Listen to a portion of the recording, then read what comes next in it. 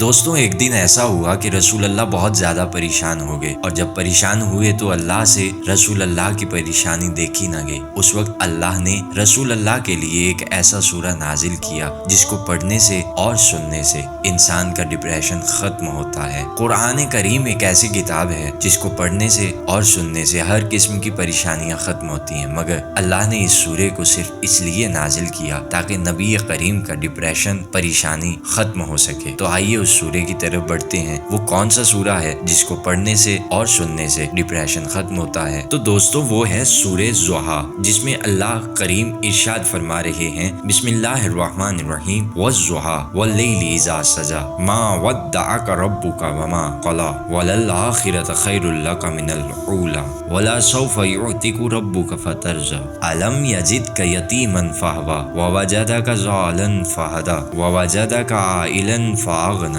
فأما الیتیم فلا تقہر وأما السائل فلا تنہر وأما بنعمت ربک فحدث۔ تو دوستوں اس سورے کو پڑھنے سے انسان کا ڈپریشن کم ہوتا ہے اور سننے سے بھی انسان کا ڈپریشن کم ہوتا ہے۔ اگر ہماری ویڈیو اچھی لگے ہماری ویڈیو کو لائک کیجیے گا، سبسکرائب کیجیے گا اور شیئر کرنا مت بھولیے گا۔